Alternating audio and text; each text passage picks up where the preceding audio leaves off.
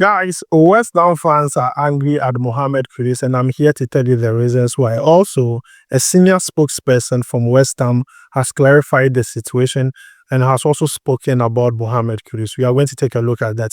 We're also going to talk about Semenyo, Afriyie, Ibrahim Osman, and many more. So please make sure to like, subscribe, and also turn on notification. My name is Adam. You're watching SportsCornerGH. Quickly, let's jump into it and begin with Antoine Semenyo. You can see a video of him arriving in team camp live here. So I'm happy that he's arriving in team camp to prepare for preseason and also for next season. But then let's revise and let's talk about Semenyo and his situation currently. Now, Semenyo last season scored 11 goals in the EPL. He scored 13 goals across all competition, providing 7 assists in 42 games. Looking at his performances, clubs like Chelsea, Arsenal, Manchester United, Liverpool, Newcastle, Tottenham, they all showed interest in signing Semenyo. So when they asked Bournemouth for the asking price or the price for Semenyo, Bournemouth said £70 million. Most of these clubs were thrown off by the amount. They felt like it was too high because when you check transfermarkets.com, Semenyo's valuation is 40 million. They felt like, no, this valuation is too high. So what these clubs did was that they went in for the alternative to Semenyo. Alternative meaning that players who can do similar thing Semenyo can do, but at a lower price. So all the clubs started looking for alternatives. Not long after, we heard news that Semenyo had extended his contract with Bournemouth until 2030. I was surprised. I know you were surprised. A lot of people were saying it was a bad decision, this. But me, I look at this from a business standpoint.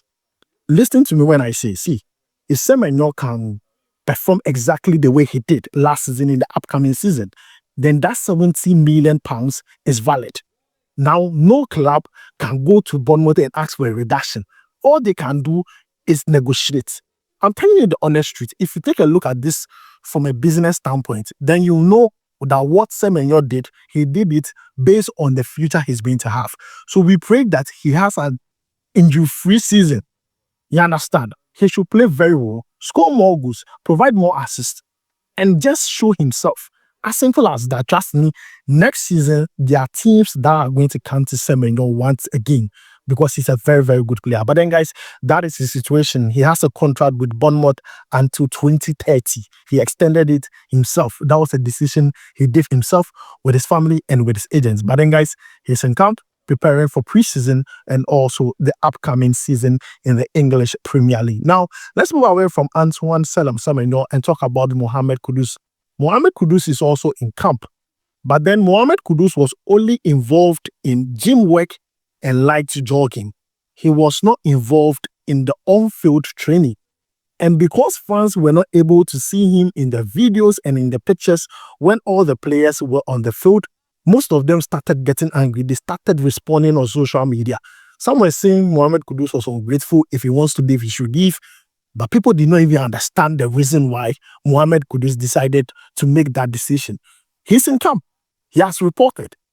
And West Ham are preparing for preseason. He only participated in gym work and light jogging, but was absent for on-field training. And West Ham fans are angry.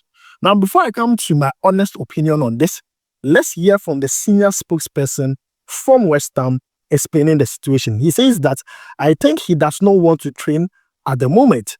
Things will be resolved this week concerning Mohammed Kudus' transfer. He says that things will be resolved this week. I think people need to understand that football is a business.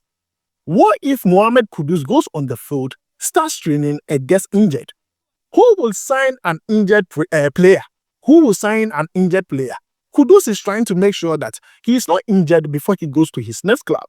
So he's taking precaution. And now I feel that you can't impress someone on the field. So that is why Kudus is not on the field doing the training. He's not injured, he's fine, but still he's keeping fit. He's doing the gym work, he's doing that light jogging and everything, mobility exercise and all those things. But field work, the player himself knows that at this point, I need to keep myself fit for my upcoming club, Tottenham or Chelsea. I don't want to go to the club injured. So you need to understand. My West Ham fans, you need to understand from a Mohammed Kudus standpoint, if you were the player and you know very soon you'll be leaving the club, would you be involved in an on-field training where you could be injured? You need to understand the thing from Mohammed Kudus' standpoint. But then, guys, this is the situation. Fans are not happy that Kudus did not train on the field. And I think it's understandable. Kudus, the excuse makes sense for me. But let me hear from you down below in the comments. But then, before I end the case on Mohammed Kudus, there was a video that has been trending about Kudus. And this is coming from Sani Diarra, the former communication director of the Ghana Football Association, stating that Kudus is more talented than Bukayo Saka. Guys, check out this video. Looking at game time for Kudus, you always mention he playing at the top club. Let me tell you something. You're not talking about game time for Kudus. Let me tell you something. Yeah. There's one thing certain. There's no team in the world that Mohammed Kudus will go to today. And be on the bench. And be on the bench. I beg to differ. Okay. Let's have this debate. Let's go. So Mutala mentioned the team. Yes, mention the team. Sani will mention. I beg to differ. So right now, if Mohammed Kudus should go to Arsenal, I don't think he can displace Saka on any day. No, I disagree. Kudus is much more talented than Saka. Absolutely, hands down. Why but would he even play from that position? Yeah, he will not even play from that position. There are only two positions that Kudus thrives in, usually playing from the left-hand side or the right-hand side. The left-hand side is where you have the likes of Martinelli, Trossard competing for. The right-hand side is solely built for Saka. There's no player in England right now, apart from Mohamed Salah, who would go to Arsenal and bench Saka. I tell you. So guys, you have seen the video. He was on TV3 and he talked about this. A lot of people disagreed with him. Others also agreed with him. But then let me hear from you. Me, I'm indifferent. I don't want to comment about this. But then let me hear from you. It's all based off of the question that who Kudus start in everything he goes. Sani Diarra believes that Kudus will never be benched in any team in the world. The other panelists believe that no, some teams Kudus will be benched. But then let me hear from you down below in the comments. That is the situation with Mohammed Kudus. Let's move away from Mohammed Kudus and talk about Ephraim Yeboah. Now, in my previous video, I stated that the player mutually terminated his contract with FC Zurich. And at the moment, he was a free agent, but the good news is that he has signed for a new club and already he's training with the club. Yes, but then let's talk about the club. The club is called FC Aarau. FC Aarau. Now, the club is in the Swiss second tier league. Swiss second tier. And this is the chance for Ephraim Yeboah to give his career the needed boost because it had not gone well with FC Zurich. Last season, he played with the senior team a few times. He did not score any goal. Even when he was sent to the reserve team, he scored about one goal. I mean, it was not enough for a forward. So I'm happy that he has gone to a new team. And already he's in training. This shows seriousness. That is one thing I like about the player. He's in training. And he said some few things after joining the club. Let's check it out.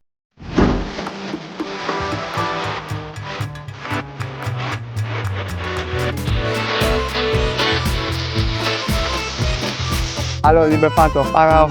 It's been Daniel. I'm happy to be here.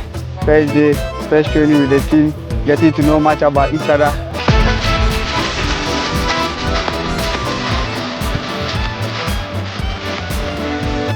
Can't wait to get started. See you guys at the stadium. Ciao.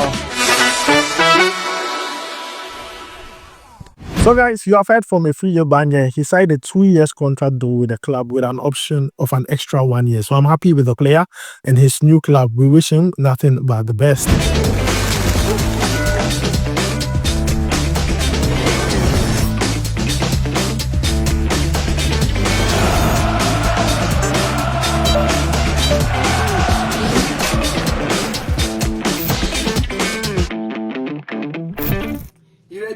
Come on. Moving away from Ephraim Yeboah, let's talk about Ibrahim Osman, the Black Star player, and also Brighton, the Hove Albion player, who last season played on loan at Feyenoord. At Feyenoord, he did not score a lot of goals, he did not provide a lot of assists, and I understand why. He did not get a lot of game minutes. That is my excuse for the player. But I felt like if he was given a lot of chance to play, a lot of game minutes, he would have done more. Because in the Dutch league, looking at a forward player, a winger, or a creative player who also can play as a number 10, I was hoping for him to score more or provide more assists, but that wasn't the case. But in my own opinion, I felt like he did his best with Feyenoord. But then he had returned to Brighton and Hove Albion, and the latest update you are receiving on the player is that he has completed a move to auxerre on loan with an option to buy. Now, this is what the report says. The report states that auxerre have agreed a deal to sign Brighton and Hove Albion's Ibrahim Osman on loan with an option to buy clause.